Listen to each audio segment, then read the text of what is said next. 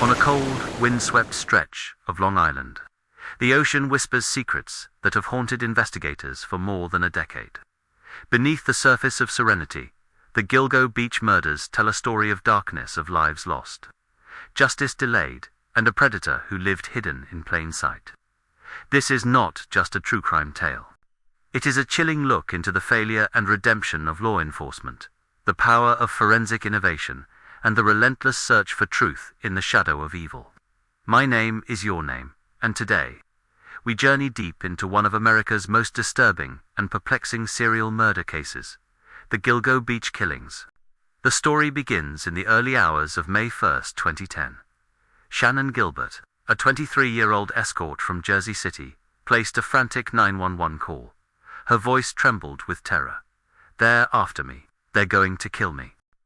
For 23 agonizing minutes, dispatchers listened as Shannan ran through the gated community of Oak Beach, banging on doors, begging for help. Residents would later report seeing a young woman in a dark jacket, screaming before disappearing into the marshland. When police arrived, she was gone, vanished into the fog.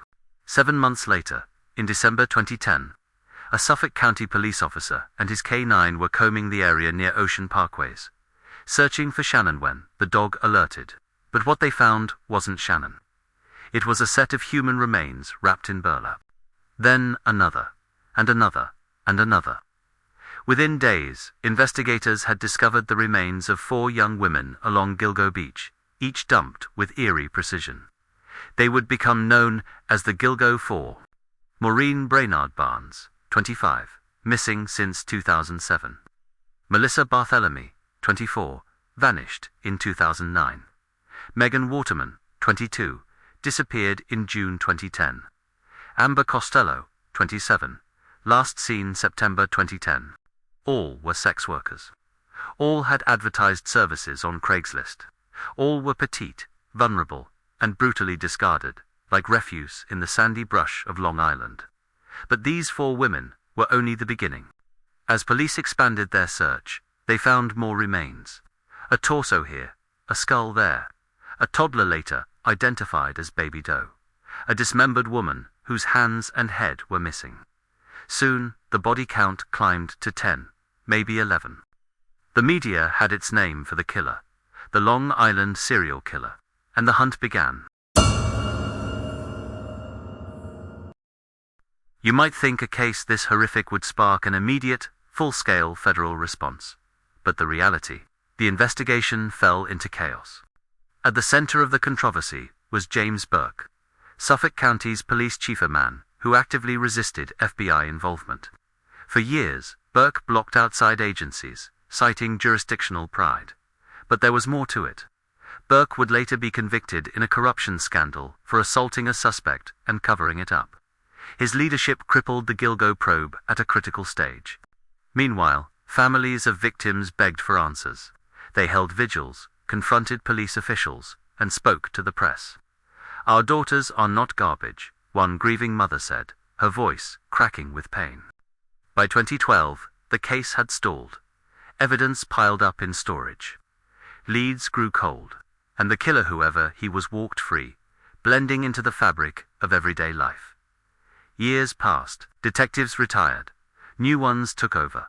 Rumors swirled. Was the killer a cop, a local businessman, a drifter? Conspiracy theories bloomed like weeds. Then, in 2020, the Suffolk County Police Department released an image that reignited public interest. A black leather belt embossed with the letters HM or WH. They believed it belonged to the killer. Tips poured in, but no arrest followed. By 2022, a new police commissioner, Rodney Harrison, took over. Harrison vowed transparency. He formed a multi-agency task force bringing back the FBI, state police, and local investigators. For the first time in a decade, the case had momentum. July 13, 2023. After 13 years of mystery, police descended on a quiet home in Massapequa Park. The man they arrested was Rex Heuermann, a 59-year-old architect. To neighbors, Heuermann was the guy who fixed fences, walked his dog, and said hello on the sidewalk. A family man with a wife and 2 children. But behind closed doors, prosecutors allege. He was a predator who meticulously hunted women. The break came through digital breadcrumbs. Investigators traced burner phone data used to contact the victims. They linked it to Heuermann's home and work. Surveillance cameras captured him disposing of trash coffee cups, napkins later tested for DNA. Then came the clincher. A single human hair found on the burlap wrapping one victim. It had no root, making traditional DNA testing useless. But forensic scientists deployed a cutting-edge technical genome sequencing to create a genetic profile. It matched Heuermann. Bun Trong Na, Anhanch Sa, Siench Sat, TMT Ko, Bunching Hanglo, NGGI, Kuk TNTM, Kim Trok Tuyen, Na Kashangan, Si The Fan, Hi IVA, Siepi Nat, VN Nan, YBY, Bion Gilgo, Bun G Kuk UA, Gaim, Chan, CCT, MT Co, FN Ne, CMVA, Nui Dung, Q Dam, Boluk, MTT Koa Chahan 200Q Sung. Neighbors were stunned. He seemed so normal, one told reporters. He waved to me just last week. Heuermann was charged with murdering Melissa Barthelemy, Megan Waterman, and Amber Costello, later adding Maureen Brainard Barnes and others to the list. In court, he pleaded not guilty. But the mountain of evidence keeps growing.